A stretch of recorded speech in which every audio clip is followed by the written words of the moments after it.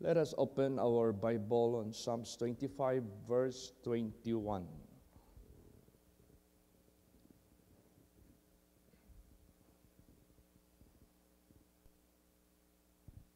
Praise the Lord.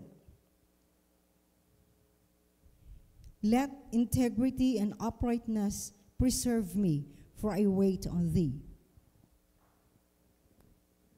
All right. Unang-una, ano itong integrity? Integrity, that is the quality of being honest. Yeah. Yung bang quality na honest ka. At yung buhay mo, binigay mo buo sa Diyos, hindi nahati. Ibig sabihin yan, hindi ka balimbing o hindi ka matatawag nating on and off. Tingnan mo, magpunta ka ng Baguio City, makita mo yung malaking logo doon or team or matatawag nating nakatatak doon sa malaking nila sa PMA, Philippine Military Academy. Tatlo yung nila doon pinakamoto. Courage, integrity, and loyalty. Saan mo itatapat yan?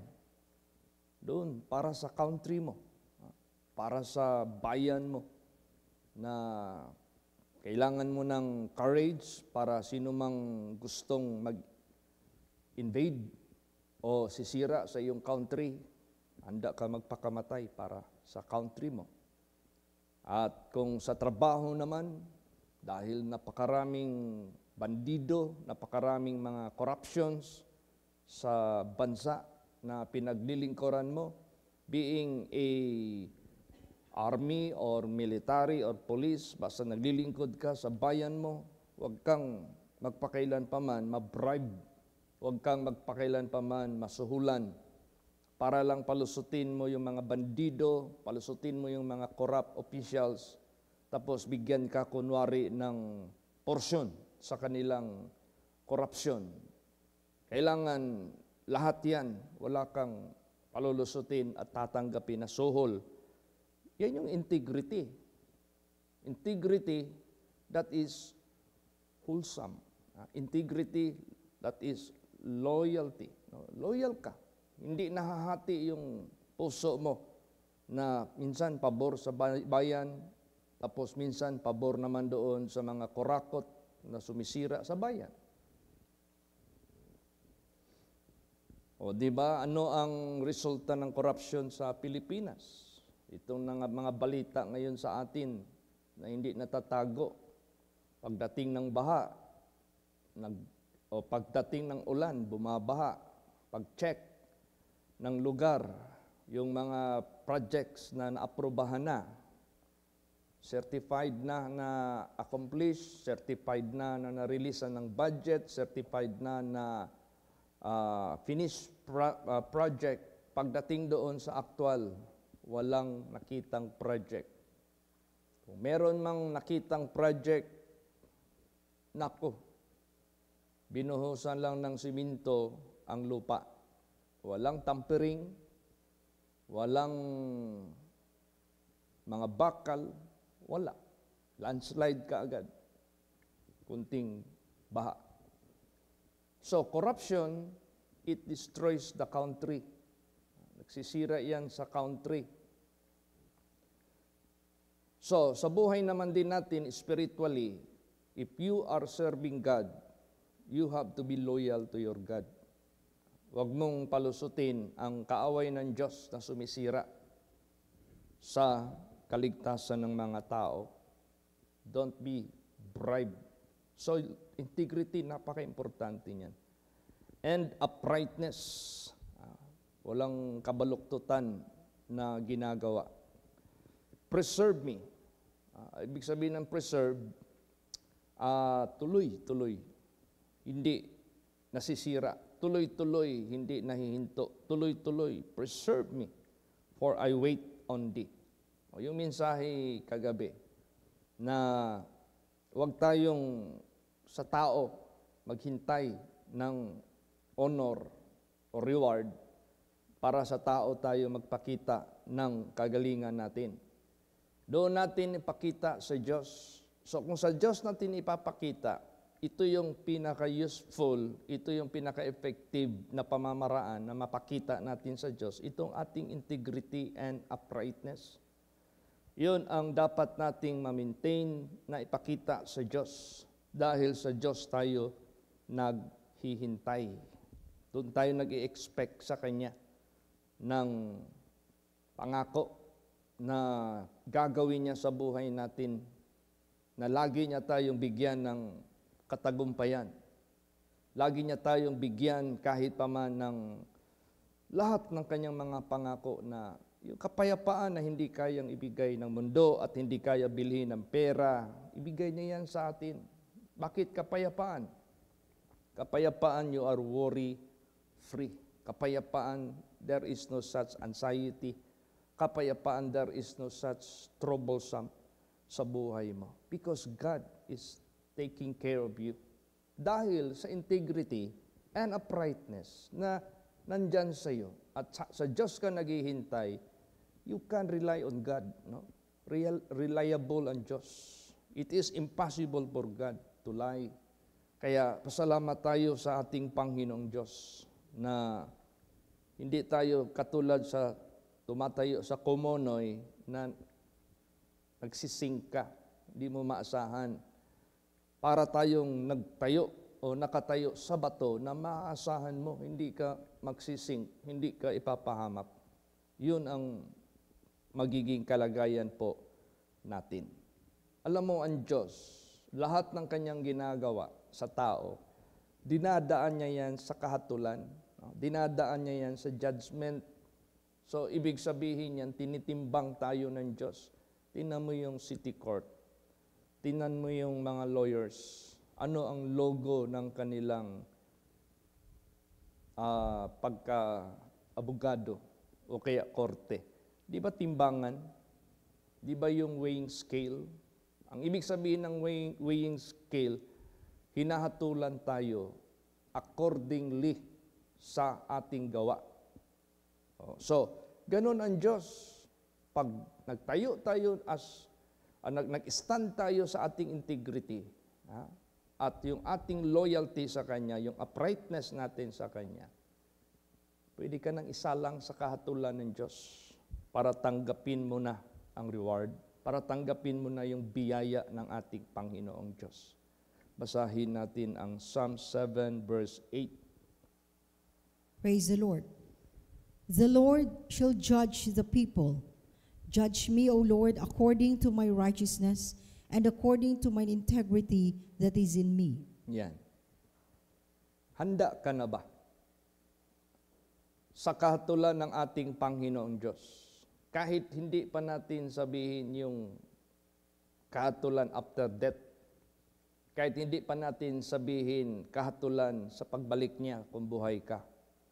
Yung nabubuhay ka pa, kailangan maranasan mo rin na worthy ka kung hatulan ka ng ating Panginoong Diyos. Yung meron ka ng kapanatagan sa puso, sa isip mo na, Lord, hatulan mo na ako sa aking katuwiran at ayon sa aking integridad. Kinakailangan talaga ito natin ma-practice sa buhay natin. Kasi kung di natin ma-practice yan sa buhay natin, it seems we are unprepared. It seems we are not yet ready for our death or for the coming of Jesus Christ. Diba? Pero kung ito ang ating laging naging sistema ng ating pamumuhay sa sanglibutang ito, so, you are ready, therefore, kasi meron ka ng readiness na sabihin mo ang Diyos, judge me, O Lord, according to my righteousness, according to mine integrity. O, di ba? Napaka-importante yan sa buhay po natin. So, gawin natin yan sa buhay natin. Sanayin natin yan sa buhay natin. Gawin na natin sistema sa buhay natin yan. Gawin na natin yan sa ating daily routine. Gawin na natin yan continuously, non-stop. Basahin pa natin ang Psalms 18:20 hanggang 24. Praise the Lord. The Lord rewarded me according to my righteousness, according to the cleanness of my hands hath he recompensed me. For I have kept the ways of the Lord, and have not wickedly departed from my God. For all his judgments were before me, and I did not put away his statutes from me. I was also upright before him, and I kept myself from mine iniquity. Therefore hath the Lord recompensed me according to my righteousness, according to the cleanness of my hands in his eyesight. See? So, ang ibig sabihin nito, he experienced. Na-experience niya. Rewarded eh. Ibig sabihin, he experienced, God rewarded him according to my righteousness.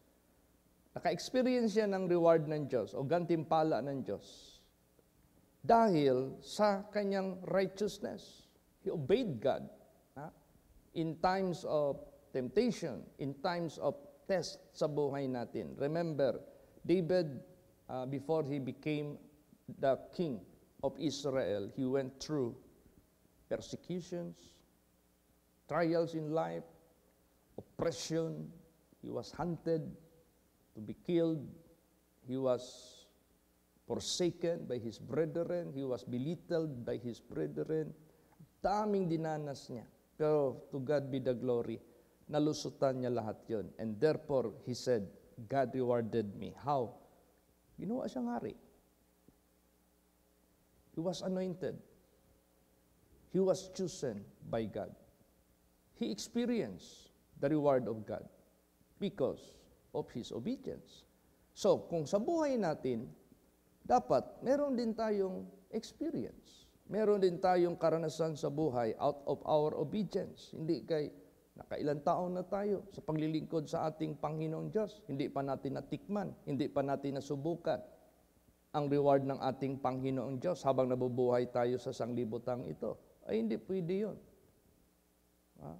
Parang naging void and useless lang pala yung mga taon na ating na-spent. Hindi po. That is very profitable and useful moments. So, dapat may experiences tayo.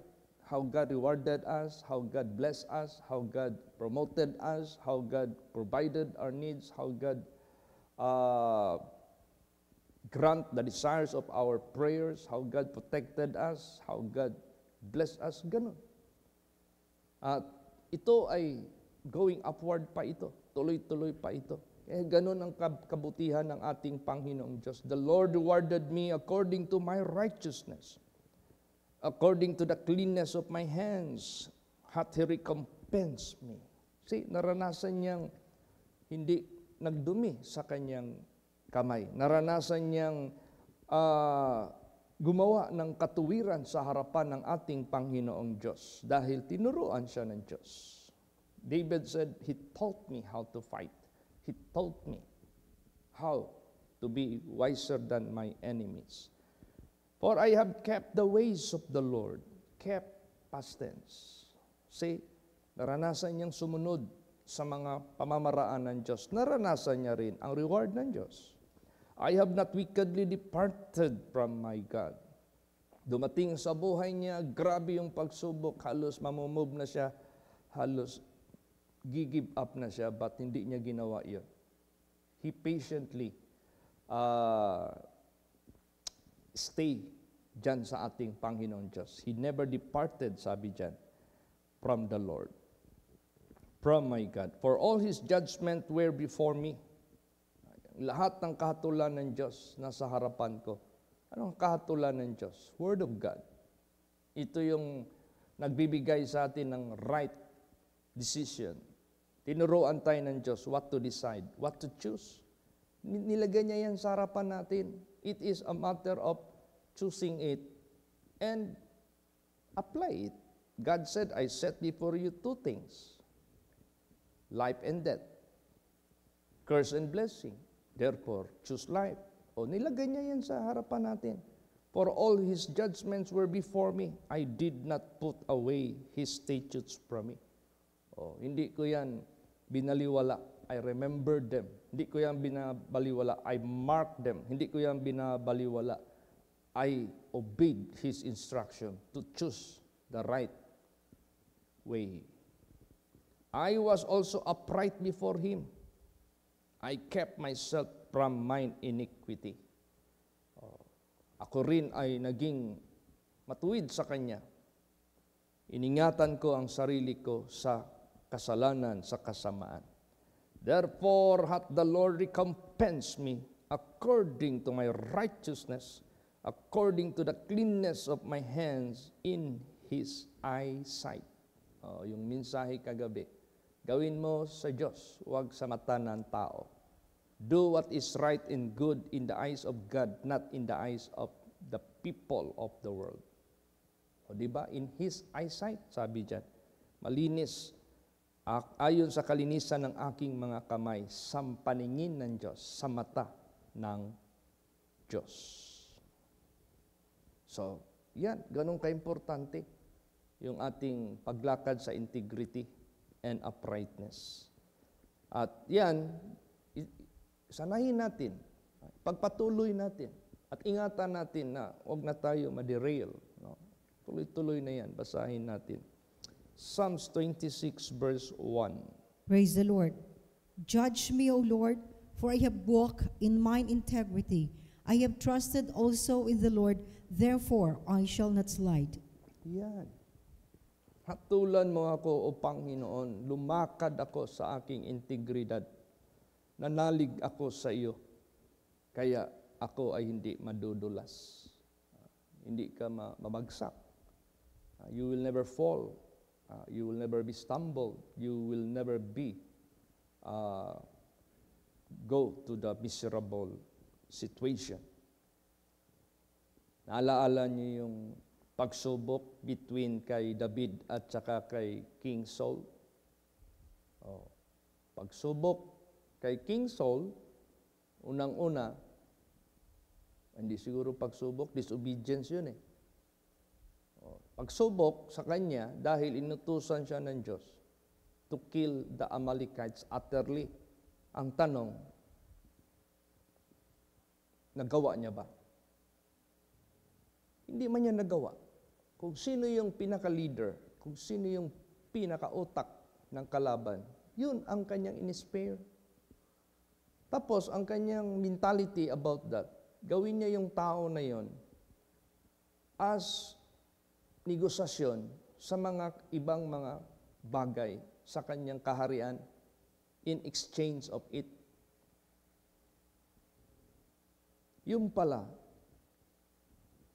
mali. Yun ang kanya. Pero ang gusto ng Diyos, kill all the Amalekites utterly. Sa kanya, gumawa siya ng sariling version niya, pamamaraan niya. Kaya doon, nagkamali siya. Sa buhay naman ni David, pagsubok, dahil marami nang na-perform na katagumpayan si David, na kinainggitan ni King Saul. Insecure siya, nainggit siya, at hinala niya na ito si David, nagpapabilib lang sa mga tao para kung sakali man mag-revolt ang mga tao, si David ang piliin nila gawing hari. So ito si King Saul, masyadong takot sa tao, hindi sa Diyos. Naalala niyo yung iniwanan na siya ni Prophet Samuel? Anong lumabas sa bibig ni Saul? Please i-honor mo pa rin ako sa harapan ng mga tao. Tao pa rin ang kanyang pinaparangalan. Siguro, nung panahon na yun na inutusan siya ng Diyos to kill all the Amalekites utterly, may mga tao na nagsulsul sa kanya. Doon siya nakinig sa mga tao. Ay, sir, yung hari, spare natin yan kasi asset natin yan, gawin natin ano yan. Pangnegosasyon natin yan sa future. Ay, sir, yung mga baka, maganda yan, yung mga taba dyan, maganda yan pag sacrifice natin. So, si King Saul, mahilig magpakita sa tao ng pleasement. So, doon siya napahamak. Ito naman si David, sinusunod niya lang ang leading ng Diyos sa buhay niya. So, pagsubok sa buhay niya dahil siya ay kinainggitan at siya mistaken. Nang akala ang perception ni King Saul, kukunin ni David yung kaharian niya. Hindi po. Ginagawa niya lang anong inuutos ng hari sa kanya when in fact. So, dumating ang panahon sa kakahabol ni King Saul sa buhay ni David, napatayin talaga siya. Ito naman si David, iwas ng iwas na hindi siya makabuhat sa kamay niya to take revenge against his master. Basahin natin. 1 Samuel 11 hanggang 13. Praise the Lord. Moreover, my father, see the skirt of thy robe in my hand, for in that I cut off the skirt of thy robe, and killed thee not. Know thou and see that there is neither evil nor transgression in mine hand, and I have not sinned against thee. Yet thou huntest my soul to take it. The Lord judge between me and thee, and the Lord avenge me of thee. But mine hand shall not be upon thee. As saith the proverb of the ancients, wickedness proceedeth from the wicked, but mine hand shall not be upon thee. Yeah. You see? Hindi ginawa ni David kahit may proverbs pa. Yung kasamaan mo, lalabas mula sa kasamaan. So, yung kasamaan ni King Saul kay David, dapat gagawa din siya ni David ng kasamaan. Ay, hindi niyang ginawa yon. Hindi siya nag-caught ng saying na ganon para maging license niya to take revenge. Ang tinitingnan ni David, unang-una, father niya si King Saul. Kaya nga, he addressed my father. Father niya talaga. Not biologically, but father-in-law. Moreover, my father, see the skirt of thy robe in my hand, for in that I cut off the skirt of thy robe, and killed thee not. Know thou and see that there is neither evil nor transgression in my hand. I have not sinned against thee, yet thou huntest my soul to take it. The Lord judge between me and thee, and the Lord avenge me of thee, but my hand shall not be upon thee. See, pinaghihiganti na ako ng Diyos para sa iyo, pero hindi ko pa rin ginawa. As saith the proverb of the ancients, wickedness proceeded from the wicked. See, yung wickedness mo, gagantihan ka rin ng wickedness sa mga wicked. But mine hand shall not be upon thee. So yung integrity natin, tsaka yung loyalty natin sa Diyos, yan yung mag-guide sa atin. Praise the Lord. Yan yung magbibigay sa atin ng guidance para tayo, mga anak ng Diyos, hindi tayo ma-slide, hindi tayo madulas. Tuloy-tuloy yung ating paglakad sa katuwiran tungo sa katagumpayan, tungo sa kaligtasan, tungo sa pagparangal sa Diyos. At ang Diyos naman, pinaparangalan din tayo. Alam mo, ang Diyos marunong din magparangal yan ng tao. Ang Diyos marunong din. Kaya nga, sabi nga ni Jesus, why do you not seek honor from God? Kasi ang Diyos nagpaparangal ng tao pag nagparangal ka sa Diyos. Kaya doon natin sa Diyos gagawin. So, integrity and uprightness, this only could be done direct to God, even without anybody na magwi-witness sa iyo. Hindi na kailangan yan. We don't need any witnesses to defend us because God Himself is the witness. Praise the Lord. Basahin natin Proverbs 11:3. Praise the Lord. The integrity of the upright shall guide them, but the perverseness of transgressors shall destroy them. See, makita natin yung opposite na outcome, opposite din na gawa. Yung mga tao na gumagawa ng integrity, loyalty, obedience sa Diyos, siya yung mag-guide sa kanila, sa kanilang success, sa kanilang victory. Pero yung perverseness, kabalukturan ng mga transgressors, ayaw nilang umiwas sa kabaluktutan. Yun ang magsisira sa kanila. Parang sugal din yan eh. Alam mo yung mga sugarol? Ang mga sugarol, alam nila na sugal yan, pinapasukan nila kasi gusto nila instant money. Pag natatalo sila, hindi na sila humihinto sa kakasugal kasi ang iniisip nila makakabawi din sila. Kaya tuloy, ang dami na nilang mga gawa na pamamaraan. Kung ano-ano na lang, magnakaw, magutang, magbenta, hindi naman dapat ibenta, lahat-lahat na, para lang patuloy magsugal. Yun yung perverseness.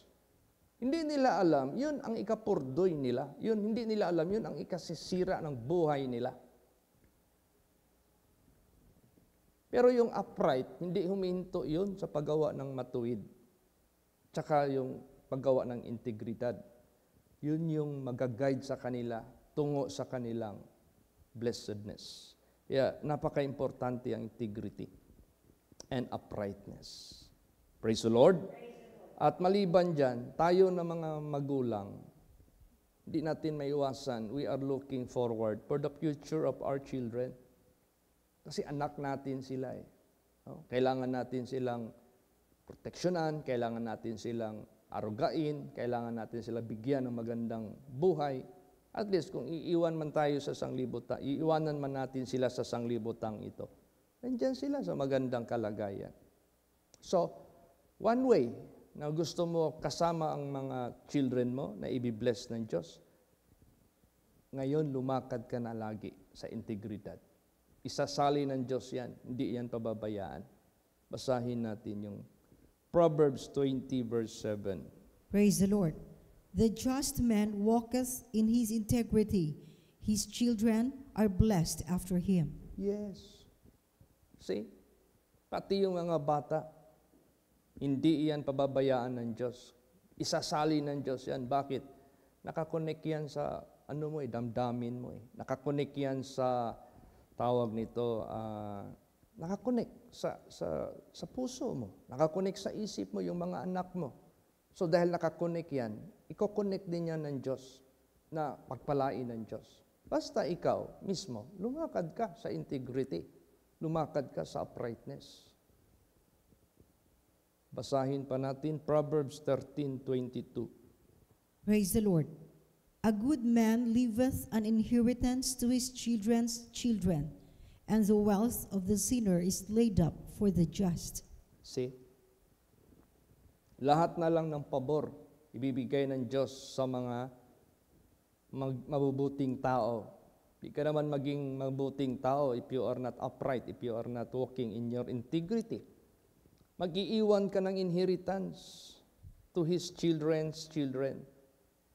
Apo, mga anak ng mga anak mo. So, ibig sabihin yan, it reaches even to how many generations yung mga blessings na natanggap mo.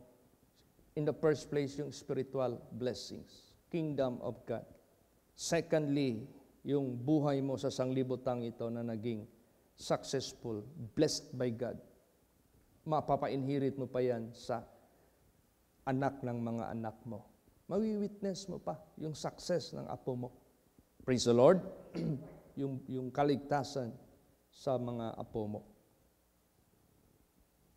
Yan ay pangako ng Diyos kay Abraham. At the same promise niya rin sa atin. Basa. Genesis 17 verse 7. Praise the Lord. And I will establish my covenant between me and thee and thy seed after thee in their generations for an everlasting covenant, to be a God unto thee and to thy seed after thee. Okay. So this covenant is an everlasting covenant. Pag sinabing everlasting covenant, it will never cease from its effect.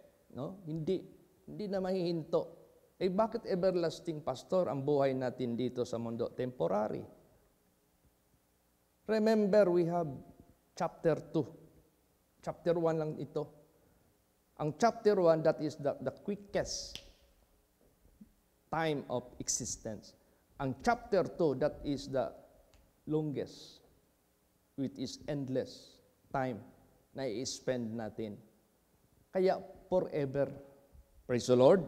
Walang hanggan. Everlasting covenant kung tawagin. Talagang effective yan. I will establish my covenant between me and thee and thy seed after thee, in their generations for an everlasting covenant, to be a God unto thee, and to thy seed after thee. See, papunta yan sa ating mga anak hanggang sa ilan pang mga henerasyon. Sino pa ang nanindigan dito sa kanilang integrity? At nakita natin paano sila niligtas ng Diyos. Naalala niyo si Daniel? Bakit siya naging first president among the presidents? Bakit ang hari naglagay sa kanya? Dahil sa perfect spirit nandyan sa kanya. In terms of interpreting dreams, in terms of behavior, perfect yung buhay ni Daniel. Dahil pinapakita niya sa Diyos yung kanyang obedience. Dahil sa Diyos niya pinapakita. Nalaala niyo yung they were trained doon sa, nag-apply pa sila ng trabaho sa palasyo. Tapos meron doong si Mimokan ba yun? Mimokan, the in charge, the Chamberlain. Siya yung in charge ng hari na mag-set up ng training. Tapos ang hari nag-autos, oy, ito ipakain mo sa mga trainees yung malulusog talaga at painumin talaga ng alak. Ito si Shadrach, Meshach, Abednego. Doon nila pinakita sa Diyos yung kanilang integrity at uprightness. They refuse to drink strong drink na gustong ipainom sa hari. They refuse the forbidden meat. They refuse. So, nagtayo sila sa integrity. The result, sila ang pinaka-brightest, smartest among the trainees. Sila. Sa kapasa sila. Na-employed sila.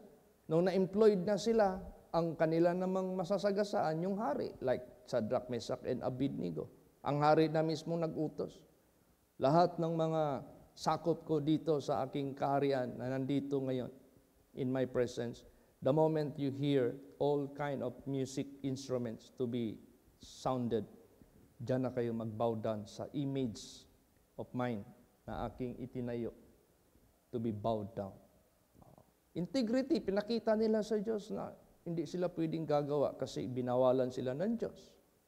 Tingnan mo, niligtas sila ng Diyos. Apoy mismo, naging parang air condition sa kanila. Apoy mismo, naging fresh air para sa kanila.